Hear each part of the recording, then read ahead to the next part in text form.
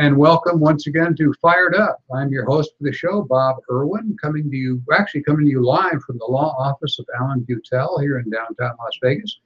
He's a frequent guest on the show, does criminal defense and civil litigation, and lets us use part of his office for our place to do the show, which I appreciate greatly. Fired Up is on YouTube with a new show every Thursday. It goes out live, as it is now, from 5 to 6 p.m. The YouTube version stays up forever, so you can, if you miss an episode, you can look back and see what I said 3 years ago that turned out to be perfectly wrong, and it's still there. We are rebroadcast now on Saturday mornings on the radio from 9 a.m.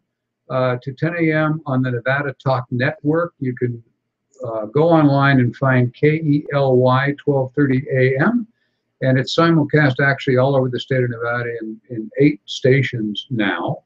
There'll be a list up shortly on the website when I get it all put together. I haven't done it yet. My guest today is murder defense specialist Clark Patrick, who's frequently on the show. And to keep him in line, we have his boss, Randy Pike, who we've been friends for years and years, used to bailiff for him out in Boulder City, and when he sat out there as a pro temp. So anyway, the contact information for the show, the sign behind me, the new one that says Fired Up with Bob, is supposed to say www.firedupwithbob.com. But I realized when I got here it didn't. So there'll be a new one next week.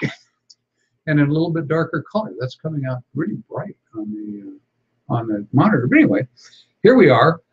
You can leave a message for the show on my office recorder, 702-257-1060. There's a sign directly behind you, directly behind Clark's head that says that. There you go. Leaning to his right. That's good. He does lean to his right, I think. A little bit. Anyway, or you can leave a message for me or any of my guests at bob@firedupmail.com, and I will get those and forward them to the appropriate people. We do answer every incoming email or text sooner or later, so leave your contact information, and I will get a response to you. There are hundreds of firearms uses every week in the United States in defensive mode, and we tend to highlight a few that are of interest to our listeners, where the idea is the listener to put himself in the position that the person was in, and see what he did right, what he did wrong. Most of them are good shootings, a few are bad shootings. Once in a while, one is really stupid. I'm pretty sure I got one of those tonight. We're a nationwide show. Generally, we're talking about Nevada law when we're talking about case law here, and how things would react in Nevada if it comes up. So the disclaimer at the end here is if you're involved in a case, you're involved in a lawsuit or a shooting case, you need to get a local counsel who know the law where you live, because it's vastly different between here and California and New York and Wyoming and so forth and so on. So that being said, away we go. This first case is from WTV, it's not a W, that's a K, KTVB TV7 in Nampa, Idaho. A dog was shot at the Nampa apartment complex Monday afternoon after it got loose and began acting aggressively toward the residents, according to the police. The incident happened just after 3 in the afternoon at the Aspen Creek Apartments on Birch Lane. Nampa Police Sergeant Tim Rhea said the dog, described as a female pit bull type dog, was being watched by a pet sitter when it got out. The dog began going after, that's what the report says, going after several people at the apartment complex, prompting a man to shoot at one time with a handgun. The dog was taken to a local veterinarian for treatment, but police say it is not clear whether it survived. Officers are not able to get in touch with the dog's owner. The pet sitter received an animal at large and nuisance dog citations. The case was forwarded to the Canyon County Prosecutor's Office for review. Although it is illegal to discharge a weapon in the Nampa city limits, the law provides an exemption when the shooter is acting in self-defense or reasonable defense of someone else. First, I'll say that the laws vary from state to state a lot on shooting animals, but the dog's owner is certainly liable for damages caused by any injuries caused by the dog to people. And just a note, because I've been here on this one as a bailiff in a few cases, the Good Samaritan who shot the animal in this case appears to be correct. He was defending people in danger, but he will suffer the wrath of dog owners everywhere for the rest of his natural life. Comments? I'd like to know what going after means. I mean, if the dog was just being aggressive but not biting anybody, that might be a little more difficult of a call than if it actually bit somebody. Well, you look at it and you've got to take into account the reputation that pit bulls have. You don't know if it was a family dog. You don't know if it was crossbred with an aggressive animal like a Rhodesian Ridgeback, which are used to hunt lions. And there are many communities, countries even, that have eliminated pit bulls and made them unlawful animals to own, because the perception is that they're dangerous. And that perception can form the basis of a reasonable person fearing for the life and safety of somebody else. And if you've ever been bitten by a pit bull who's in an attack mode, which I have been, you cannot get their jaws unlocked. They're very strong. It's very difficult. So given the circumstances, a dog at large, a dog making aggressive moves, and the threat to humans is laid out here, is that a reasonable reaction to it? I say yes.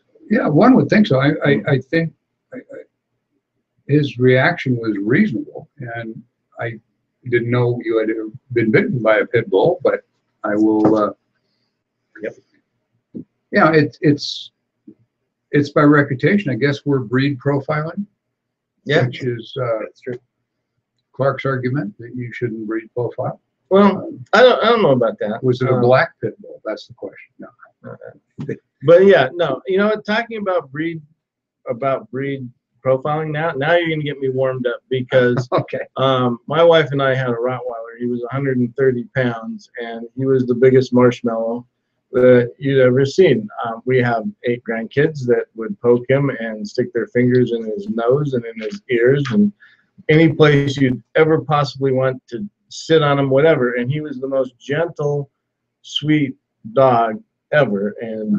But he was a Rottweiler, and you know, and they have bad reputations, and they're very intelligent. They're very good dogs if they're raised correctly. Well, and your dog, for example, if your dog is in your house and I'm there visiting in your house, then the dog is friendly. It's around familiar circumstances, everything. If your dog was out on the street roaming around and growling, and it'd be a little bit different. And I do have to admit that at night when we're sleeping and somebody came by and breathed his air, he did not like it, and he would let them know that he was home and that they probably shouldn't come in. Well, they do make great burglars. I mean, I'm always suggesting to people that you get a little yappy dog, and you know, they make noise, and the guy will usually go someplace else. Briefly, we're always talking here about training and what you should do and shouldn't do, and safety rules and so on. Where I used to work, the gun store in East Tropicana offer concealed carry classes every Monday, Wednesday, and Saturday. You can sign up on their website, thegunstorelasvegas.com. They're inexpensive. If you have a gun, get some instruction as to how to and when to use it. This case is for these guys. This is the Pensacola News Journal, Pensacola, Florida. This was on the 26th, a couple days ago. I left the first names in this because this is a going case and it's public all over the place. So usually I eliminate the names, but it helped keep it cleaner in trying to explain it. According to the state's attorney's office, the special response team, local, responded to an apartment at 5:30 a.m. and found a a lady named Deanna lying motionless outside the apartment front door. Megan, who lived there, had been in a previous relationship with Amy for 6 years. The two owned the house together. Police are investigating a June 8th shooting as a standard ground case. Ollie, the third person here, told investigators she was asleep on the couch in the living room when was awoken by banging at the door just after 5 a.m. She went to wake up her daughter to see if she was expecting company. When Amy then opened the door and forced her way inside. Ollie, the older woman, told authorities Deanna attacked Amy and turned on Ollie when she attempted to intervene. Ollie attempted to call 911, but Deanna took her cell phone and threw it. Ollie then picked up a gun from the television stand and shot Deanna when Deanna began choking Amy. Ollie said she fired several warning shots but feared for her life and ultimately shot Deanna multiple times. Megan told police Deanna appeared drunk when she came to the house. Police reviewed recorded conversation between the parties involved, and it was termed as turbulent. On several occasions, Deanna had sent more than 50 consecutive text messages to Megan, primarily asking if she was with Amy. Deanna also threatened suicide and texted a photo of herself with a firearm in her lap to Megan. 3 days before the shooting, Deanna sent a text message saying, "Every day I think of ways to kill Amy and get away with it." Deanna was a mother and a corrections officer at the Blackwater River Correctional Facility. This is the person who shot. The state attorney's office determined it will not file charges in relation to the shooting death of Deanna. The Escambia County Sheriff and State's Attorney's Office have been investigating the 31-year-old woman's death for more than 3 months to determine whether the shooter was justified in using deadly force. In such a case, the standard procedure for police is to investigate the incident, followed by a review from the state. These findings were released Tuesday afternoon.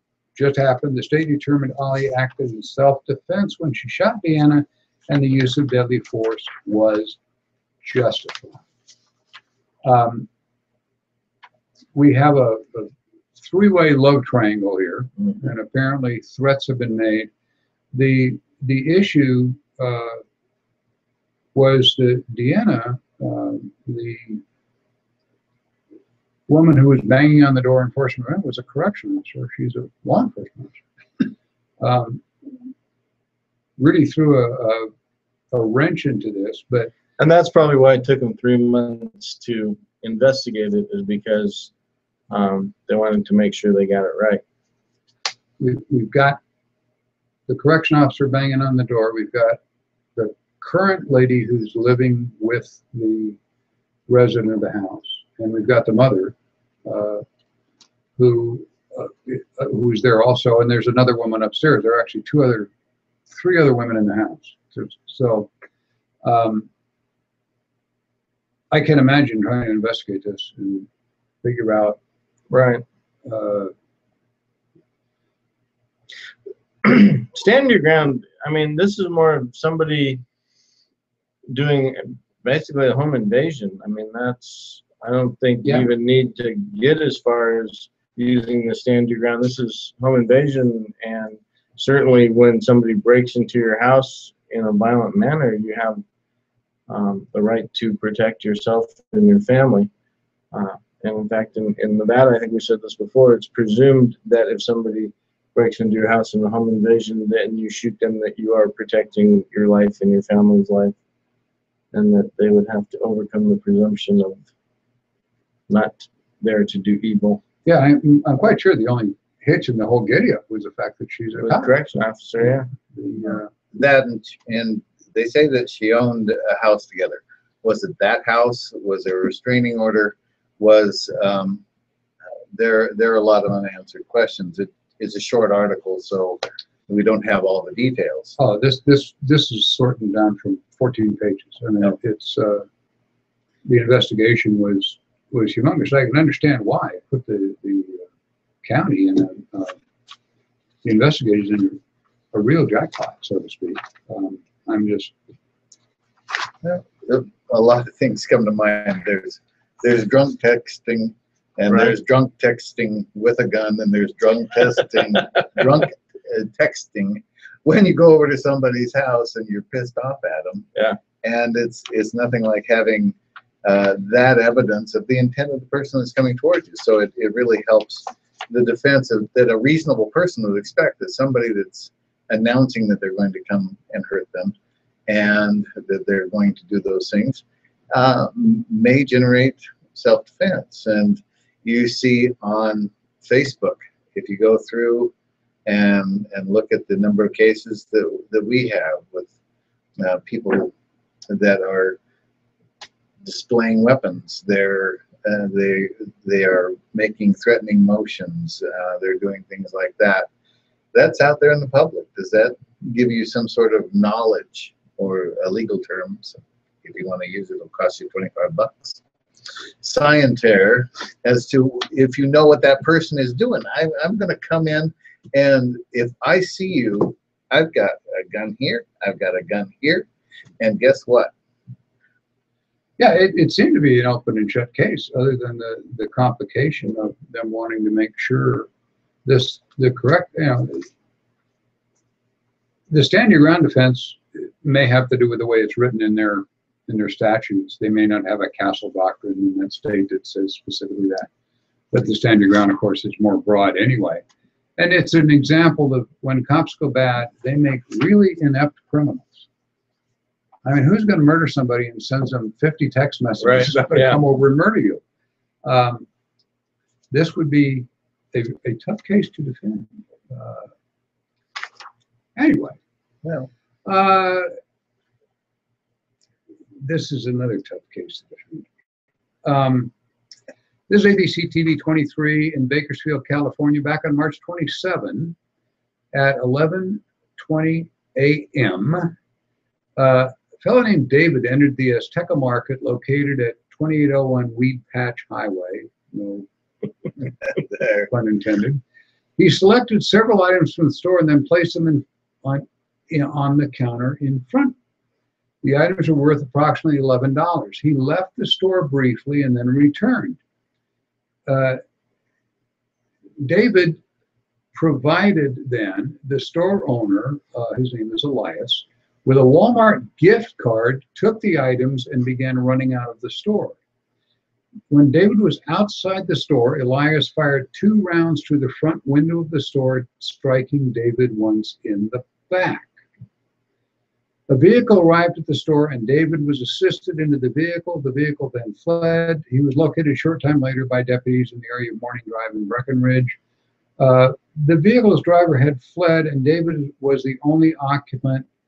He was taken to Kern County Medical in critical condition. The driver has not been identified. Kern County Sheriff's homicide detectives responded to assume the investigation. After conducting the investigation into the theft and shooting, 2 cases were submitted to the Kern County DA's office, one listing David as a suspect in shoplifting, and the second with Elias as the subject of an assault with a deadly weapon. Elias was sentenced Tuesday morning, just this past Tuesday, after pleading no contest to assault on a person with great force bodily injury. Elias shot David twice, hitting him once in the back. Along with 30 days in jail, Elias was sentenced to 90 days probation. His jail time will count toward that time, meaning he only has 60 days probation once he is released. Then the officials came back a few moments ago, or a few months before I was writing this, and said Elias bailed out of jail overnight. He bailed out at 2:30 a.m. He was being held on $50,000. The owner, Elias, now claims he was robbed 4 times in the past 2 years. There's no documentation of that. The suspect, apparently, because he handed him a Walmart gift card that's worth $11 and ran away, that was sort of paying for the merchandise. Okay. Not that you're going to shoot a guy over $11 worth of stuff, but well, and that's where he's running into the big problem. Is the guy was outside the store running away when he shot him in the back, and That would be a very hard sell for self-defense, shooting somebody who's fleeing in the back. Well, and again, it depends upon the law of the jurisdiction. It used to be in Nevada that if somebody was a fleeing felon, even civilians had a right to shoot somebody to stop them. And that's still the law in Texas. Oh, well, okay. That's about the only place you can get away with this. And you'd articulate, or at least the defense would be, well, he committed a burglary. Right. He came in and he was going to take something. He didn't give money. A Walmart, throwing somebody a Walmart gift card at them that may or may not have any credit on it is not an acceptable form of payment at your local convenience store. Yeah. I thought it was a great dodge for a burglary. You know, I mean, you just. What if the Walmart gift card had $100 on it? Well, then Elias would be in jail for stealing the rest of his money. That's true. Have you ever seen something like that in I have not seen anybody try to pay with a Walmart gift card in a 7-Eleven or someplace and run out. Well, apparently it did have $11 on it, or more than $11, and this guy's in jail on $50,000 bail. But now, apparently, there's no mention of the armed robber dying in any of this. So, presumably, although he was in critical condition, they gave his agent one uncorroborated thing as age 18. He apparently survived, but he's. Well, if they're charging the store owner to begin with, and it's assault on a person with great bodily injury, that would seem to indicate that David did not die, because if they're going after him just for wounding him this hard, then if he would have died, there probably would have been more charges. Yeah, no, this is clearly a bad shooting, but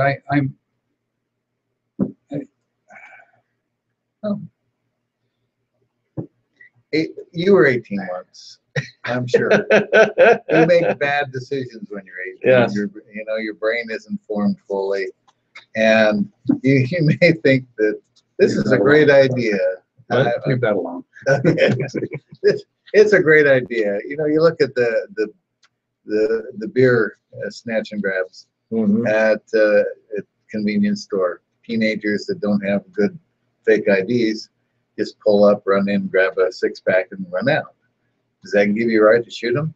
Well, technically it's a burglary. What I'm looking at is he ducks the burglary charge by paying for it. Well, if it wasn't coin of the realm, they leave Bitcoin on the counter, and are those even physically able to be put on it? Yeah. So all you shoplifters, what you want to do is go to Walmart, buy a $2 gift card, and.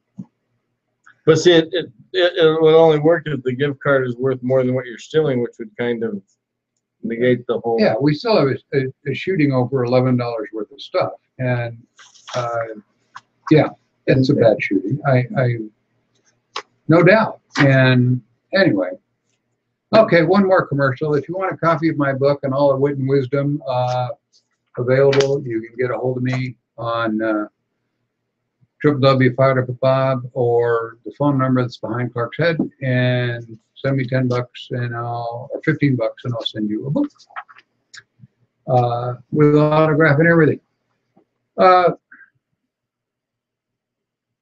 Star Press, Muncie, Indiana, on the 24th, two-day dispute between a pair of longtime acquaintances resulted in the man shooting Sunday afternoon outside a South Side home. Authorities were called to the 1800 block of East 20th Street at 1 p.m.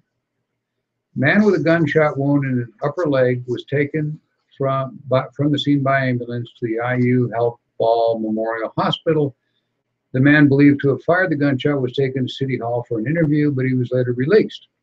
The case remains under investigation, but Muncie Police Captain Joe Todd said authorities believe the gunman might have fired in self-defense. According to Todd, the man accused of firing the shot lives on East 20th Street and was confronted there Saturday by an acquaintance who accused him of burglarizing his home. The allegation of the burglary was denied, and while the participants on both sides of Saturday's dispute had firearms, it appeared nothing had been resolved peacefully. Early Sunday afternoon, the Muncie resident making a burglary allegations returned to the 20th Street home with 3 other men. This time, the target of the accusation was allegedly battered by 2 of the men. A few minutes later, the 3 of the men approaching him on East 20th Street retrieved a handgun from his porch. He retrieved a handgun from his porch and fired 2 shots. One bullet struck one of those men in the upper thigh, narrowly missing an artery. The gunshot victim was not the man making the burglary allegations. Prosecutors reviewed city police investigation to determine what charges, if any. Names of shooting victims and gunmen were not released. They were both Muncie residents in their 20s. Again, no fully formed brains. A woman talking with police at the scene said the shooting she called a hot mess. Apparently, one guy thought stuff was taken from his home in a burglary. He brought his friends over to straighten that out. Sure. There was they beat the guy once, 4 of them, and then they're coming back for seconds. Absolutely, he would be in fear of great bodily harm or death.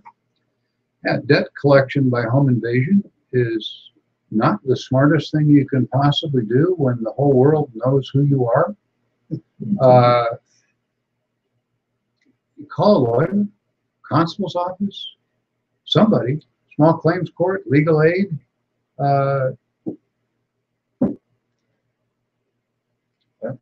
Makes no sense.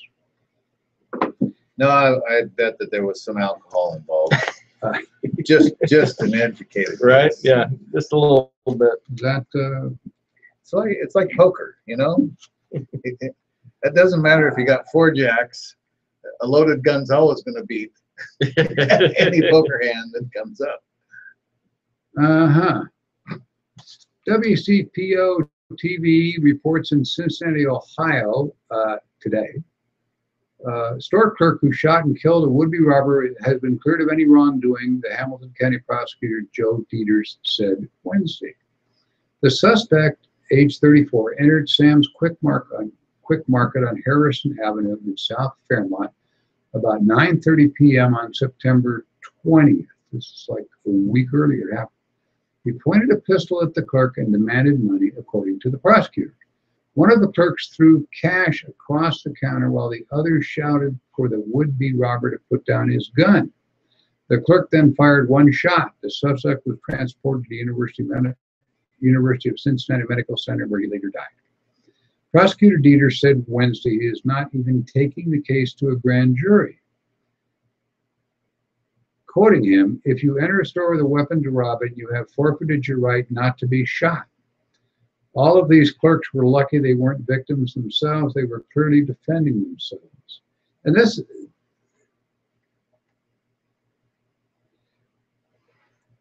the county attorney says he's not taking it to the grand jury, which is usually the cover your ass mode, because of course the relatives of whoever the bad guy was are going to look at this as, why didn't you warn him? Why didn't, da da da da. And apparently the guy had a long criminal history, and that's part of the reasoning for it.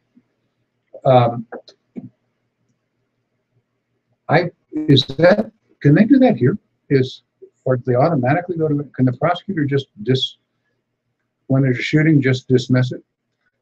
Yeah. Well, if he chooses, they make a decision to charge it. Actually, detectives can make a decision. They can look at it and say, no, clearly self-defense. I'll go to the DA and recommend that he not file charges. And so there's those steps that are in place. That would seem it would be just a standard procedure. It's political cover move that you go to the grand jury and ask them to indict or not indict, or I realized when I was typing this out this morning that it's requiring knowledge of the law in Cincinnati, we'll presume that the prosecutor can do that. He Yeah. can just, Like Randy said, it's the same thing here. If Yeah. they don't want to charge him, it just doesn't get charged. and I And would- I would they can charge him and change their mind. does that, under our laws, preclude the victim's family from the dead guy? He's not truly not the victim. He's a hardened criminal, apparently. There was a lot of stuff on his background and what the neighbors said about him, this and the other thing, which all third-hand garbage. Didn't mean anything to guts the case. But does it do anything here to prevent the family suing for wrongful death or any of that? No, not at It all. has no bearing on the civil actions at all. Yep. It would probably have a bearing in Well, court yeah. on the civil When you get to the court, it's one of your defenses is, look, this was such a clear case of self-defense. They didn't even charge or take it to the grand jury. So Okay. WARL TV. This is in Knightsdale, North Carolina. Kind of good for me. Police were called to a Walmart at the 7106 Knightdale Boulevard on report of a larceny when a suspect, turned out to be age 24, fled from the store on foot. Officers arrived, they were chasing him. They arrived at an office building at 7048 Knightdale Boulevard. Once there, the suspect forced his way inside the two-story building, which houses multiple businesses, and encountered a 54-year-old CPA. Police are not releasing the details of the encounter, but the incident left the suspect with a single gunshot wound. Damon Chetson, the CPA's attorney, said North Carolina recognizes the right of self-defense enshrined in part of the common law that dates back hundreds of years, which allows a person to defend themselves from attack. His client, who owns the business and has a concealed carry permit, was working alone when the incident occurred. The subject had a long criminal history, including assault charges against women. He also was on probation for a drug charge, according to court records. The suspect's, well, this is what I was just talking about. The suspect's stepfather said he believes this doesn't add up. Despite what he did, the suspect should not be in the hospital. You're holding a firearm, so where there is danger at, so where is the danger at when you know you don't see a weapon on it? So you feel like you would have the upper hand anyway, the stepfather said. But more or less, we didn't give him a chance to respond anyway. This is a scared kid looking for somewhere to hide. He said he doesn't believe his stepson was a threat. He had stolen 10 bras, actually, at Walmart, high-end Lingerie store. Yeah. And the suspect is the father of a 4-year-old son and a 2-year-old. He's still in the hospital, hoping to walk again, his stepfather said. Now, neither the attorney for the suspect's family or the police department has responded to any media inquiries for information. Apparently, the door, from what I could get off third-hand stuff, the door to the office, the guy forced it open and came running in, and he probably was looking for a place to hide. I mean, if the stepfather's correct, he was turning his life around. But this lady CPA certainly had every right in the world to fire at him, I think, but the stepfather and the family are making this is not an issue. And the interesting part was the attorney, when asked by the media, and so were the attorney for the family, and apparently there is one, just declined to comment. This is a one-sided report, but the guy apparently has a 4-year-old and a 2-year-old child, and he's going to go through a lot of therapy to walk again. He didn't get killed, but it seems that it's an absolutely straight up shooting. Well, look at the circumstances. You've got somebody that is running from the police, so you imagine that at that point in time they are breathing heavily, they are trying to hide their identity, they are looking for a place to go and hide, and they're going to burst into an office, and you have every expectation that if you're there alone and you have a gun for self-protection, we don't know what neighborhood it was in or anything like that. We do know that there was a crime that was committed because he didn't surrender himself to police when they were attempting to stop him. That you take all those circumstances and put them in the hopper. Mm-hmm. Yeah. Yeah, And you know, like you said, if the door was locked and he broke in and he was rushing at this woman, sure. So I have a question. If a woman is buying her first gun, do you recommend that she buys a handgun that has a laser sight on it, or a flashlight, or just a standard gun or handgun? yes and no and maybe is the short answer. Which one is? I gave you 3 of them. The lasers are good for practice because if the gun has a laser, you can turn the laser on, and they have some now, little snap caps that light up a laser when you press the trigger, making sure the gun is empty, et cetera, et cetera. Your muscle memory, for lack of a better term, will show you where it's pointed. Like when you had flashlight wars when you were a kid, you knew before you turned the light on about where it was pointed. The lasers are great for that. They are terrible for use in actual self-defense. They come in red and green. The green ones make a line back to you. The red ones are not visible against dark clothing at all. And most people breaking into houses tend to wear dark clothing. Nowadays, everybody wears dark clothing. So the laser can become a detriment in trying to use it for self-defense because they look for the dot and they don't see the dot and they end up wiggling the gun around. When self-defense in real life takes place, generally at less than 5 feet. I mean, a statistic I always hammer on is the average policeman shot in line of duty. Shot in line of duty is shot at a range of less than 5 feet. Because they're still yelling, get away from me, or drop the weapon, or whatever else they're doing. Trying to use less lethal means, whatever. But for civilians, just looking at cases and what's happened, I would suggest that it's probably 18 inches or less in real life. The flashlight being attached gives you a light that's pointing generally the same place the gun is. That's fine. I keep a flashlight on a house gun.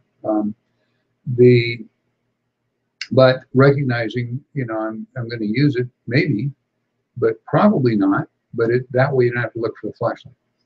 Because if you're holding the flashlight, because something's rattling in the middle of the night in your house, you're going to get a flashlight probably and look. And then you're going to have the gun in one hand, the flashlight in the other, and your cell phone in the other. And your fourth hand is you're using to hold the door shut. You run out of hands very quickly. That's why the flashlight on the gun, the drawback supposedly for police work is that the bad guy will shoot at the light. Remember, we used to do the drills with the light way out here and the gun over here and so on and so on.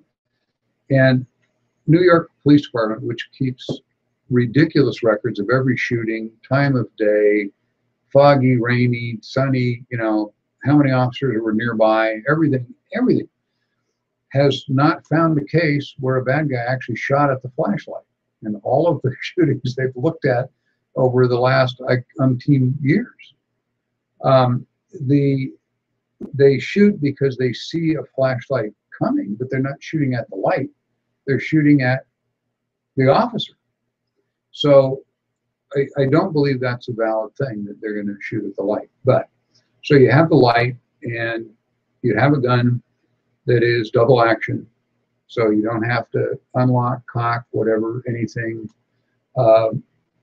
even cock it single action. We've had cases where, you know, people in panic tend to just, we started misogynistically talking about women, but the people in panic tend to repeat muscle memory, and if they have a gun, they have to let the safety off first. They're going to not do that in real life. I actually had an employee who, years ago, he's retired, a state police officer in New York, and carried a 1911 for most of his entire career. And we would do drills at the shop. We make everybody shoot their gun, surprise, you know, it's coming to our party, shoot your gun. And we got him in, and if you didn't shoot your gun and you didn't hit the target twice in 1.5 seconds, whatever it was, the drills were a little bit different. But in this particular one, we gave him 2 targets, and they had to put a round in each guy, or 2 rounds in each guy. And when Dave was his name, just at the stress of not being allowed to carry his gun until he passed it, and we wouldn't let him shoot the same day, so they had to go around with no gun for a day to embarrass him. Pulled the gun up and pressed the trigger, and nothing happened. And it took him about 1.5 seconds to realize he hadn't taken the safety off. He'd been carrying the 1911 all his life. Just the stress of that incident caused him to not need to get the gun correctly. So you want something that's double action. The little 5-shot revolvers are fine. Nobody reloads. And, you know, when New York statistics, you know, worry about reloading your gun in the middle of a fight in your house. Unlikely. When rounds go off, bad guys run that way, the good guy runs the other way. You know, unless you've got a hardened criminal doing a home invasion or something. As soon as the round's fired, they leave. And even with New York, they only found in 4% of cases did the officer reload and fire another round. 4% of the time.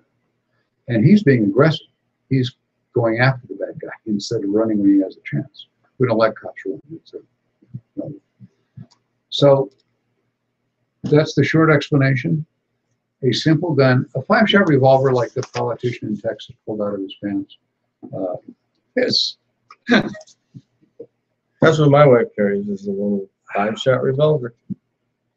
Loves it. You're looking at the guy going, that was great for getting votes, probably in rural Alabama, but that was, you can just say, I always carry a gun, you know. Here, pulling out a political rally.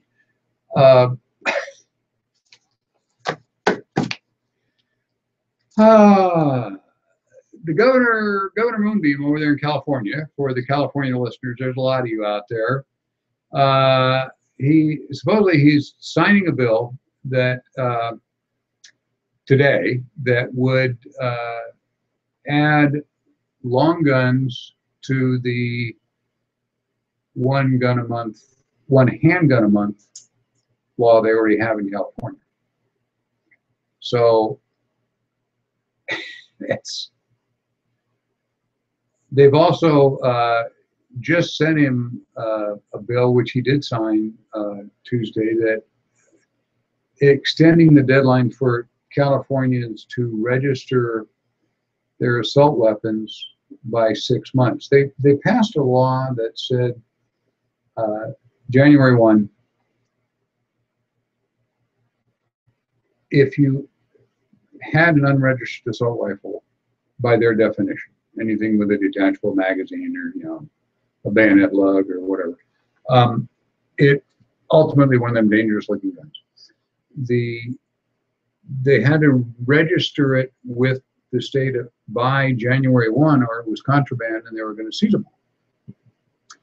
Of course, the ones that are already registered there are already unlawful, but now they've given them another 6 months to register all their guns. And that's a really bad thing, because the way California votes, they may just go away. And then the government has a list to go. I mean, Mhm. I'm don't want to sound like one of the guys that harps on that all the time, but the less government is involved in gun legislation, the better. And now it's interesting because you watch people now at the gun shows, and they're coming in the old Vietnam era magazines are selling for twice what the new magazines are made by Magpul or whoever, all the newly designed magazines with all their trick followers and things. But they're buying the old ones because California can't prove it wasn't in California before the ban because it was made in 1960. 1970 or something before they had the ban. So it may have been imported to California before the ban, but now they've moved that back to July 1, simply because the state said they can't be ready to do that fast. Because when you register all these guns, then you have to have, what do you do? What does the state do if the guy doesn't comply? Well, then you got to have the gun registration police, and you got to have the computer records, and you got to have enforcement, and you got to have prosecutors to do this, and da, da, da, da, da, da. And most of the sheriffs, even most of California, are just whining that they ain't got time to be doing this like they are in Colorado now with the magazine capacity in Colorado, and in northern part of New York specifically. That now you can't have a magazine for anything that holds more than 10 rounds, and then the state decided to make that 7 rounds, and the rural sheriffs in upstate New York are going crazy. They're refusing to enforce the law, which is another problem. And they're simply saying, well, it's your law, send the state police. You want to go check in magazines, I get criminals to catch. Mhm. I don't know, in your experience, you see I know you see a lot of gun crimes doing what you do. Do you believe there's a relationship between the volume of guns versus crime, that having a gun creates the crime, creates the will to create the crime if the guy wasn't a criminal already? That's what we're kind of going for, is I think with these laws to eliminate crime by eliminating guns, but I don't think honest citizens with guns are committing the crimes anyway. No. Well, most of our clients that use guns, they're bought illegally, Yeah, or given to them illegally, or found illegally, or stolen, Or it's already illegal for them to have them because they're felons. Yes. Well, there is a relationship they've discovered between the amount of guns that are stolen. Now gun shops are being hit at a phenomenal rate because all they have to do is break into the safe or something. But they don't have to worry about the dog and the armed homeowner. Mm-hmm. Or they come in and they just shoot everybody. Yeah. Well, California's got a new law that just went on the books that requires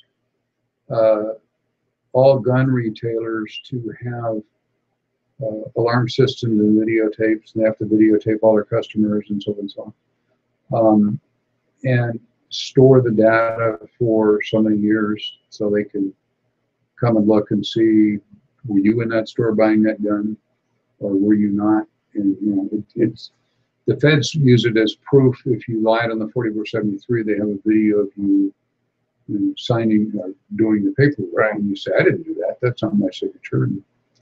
But the system is broken. It's just, when I was talking to concealed weapon classes, they're busier now than ever. And I'd asked them why they were in class. Before the election, they were worried about crime. They're not worried about Hillary taking their guns. It rarely came up. They're buying a gun because their neighbor got robbed. And I remember I said in court one time in a case that I shouldn't have said when I'm learning to be less sarcastic in court. But why was my client who didn't have a permit carrying a gun? And I said, if you lived in this neighborhood, you'd carry a gun too. It's Well, there's I don't know where it's all open going. carry. Huh? There's open carry.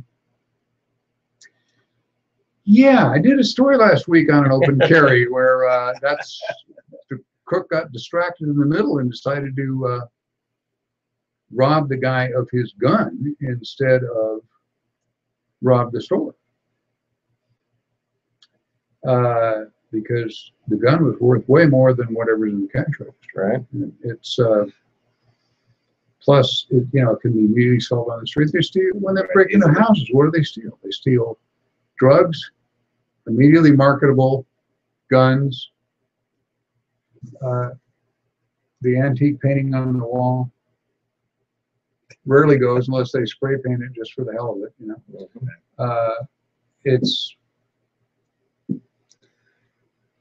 It's the hardest thing, or the thing that I see a lot is younger people that are getting guns off the street. They have no idea how really lethal they are. Mm-hmm. How one bullet in a leg, you hit the right spot in the leg, it's deadly. You fire shots off and people die.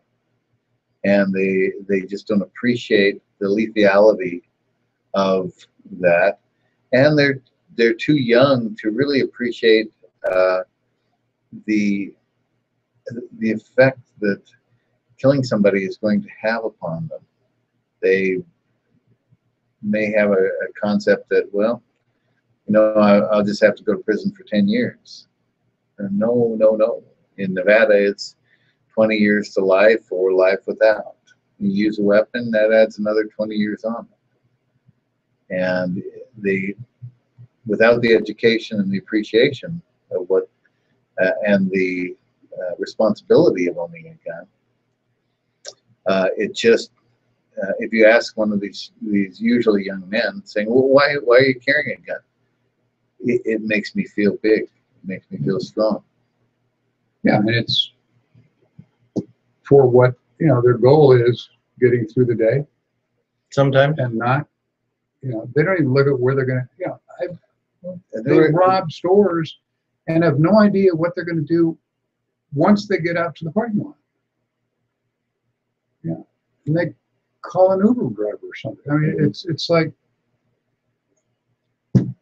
they have their planning only goes like to the end of the robbery. Yeah, and that's what happens when they're kids and their brains aren't fully developed and the frontal cortex is mush. They have no executive functioning. And the hardest thing to do is to convince a 19-year-old that the best thing for them is to take an offer that's in prison more than they've been alive. Yeah. Because going to trial, they may never ever get out at 19.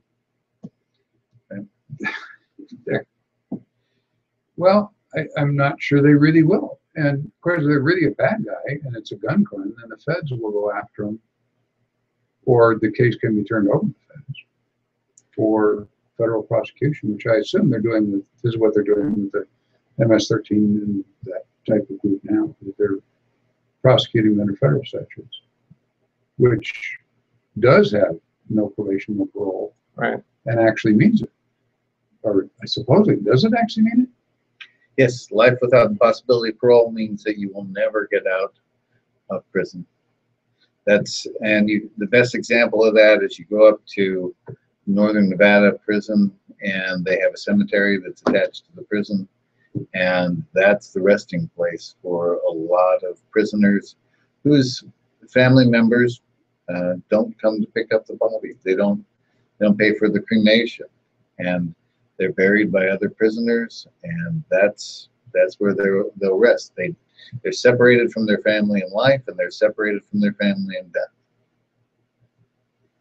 So how do you fix it? You you educate it young. Educate them young. Absolutely. You can try everything that you can, but unless they know the consequences. Yeah. Well, and educating them young. When we were in high school, they used to show us right after lunch all those great car accident movies, Red Asphalt and Blood on the Highway, and all those. And I don't think they're doing that anymore.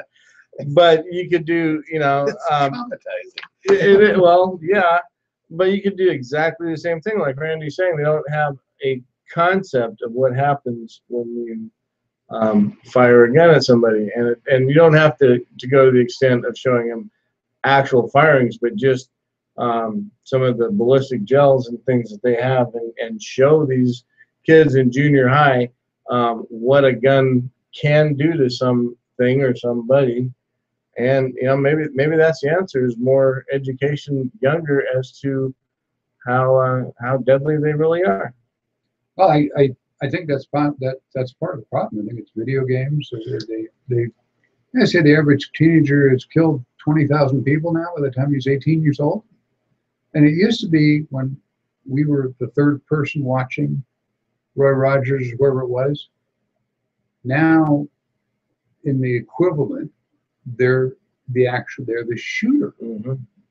And I'm not sure they can transfer that one to the other and don't realize, or they just don't care. They don't. I think it's a combination of things. But it's we're in for a mounting crime problem. I think this is, like I say, our classes at the gun store are still full, and it's still for the same reason, because my neighbor got raped, my neighbor was robbed, and if you've got a gun in your home, lock it up so little kids can't get it. Another problem we were discussing on the show. And we'll see what happens. And along those lines, there's a lot of really great options these days from just about everybody with biometric safes, or ones that you wear a bracelet that opens them, and just anywhere from small one gun things to just keep it out of the reach of the kids to whatever else you need. So they'll buy a $400 gun and a bicycle lock that anybody can open with a toothpick. Anyway, one of my pet peeves forever and ever, but nobody listens. Youth never listens. The next generation is always the worst one that's coming up, and they're going to be running the country one day, guys. We are at the end of our rope. If you wish, you can get a hold of me at the numbers on the board behind, and we will be back next week with I don't know who, because I haven't scheduled anybody yet. Thanks for coming, Randy. Thank you for the invite. So it's nice to see you. Yeah, I didn't even do the handcuff story. You still sitting as a pro tem? I haven't for a while, now that I'm working for the county. Yes. I still do that. Still available if they need me, and I do it. It's part of my pro bono work. For being an attorney, we have to do so many hours of pro bono work every year, and that was one of my favorites. It was fun.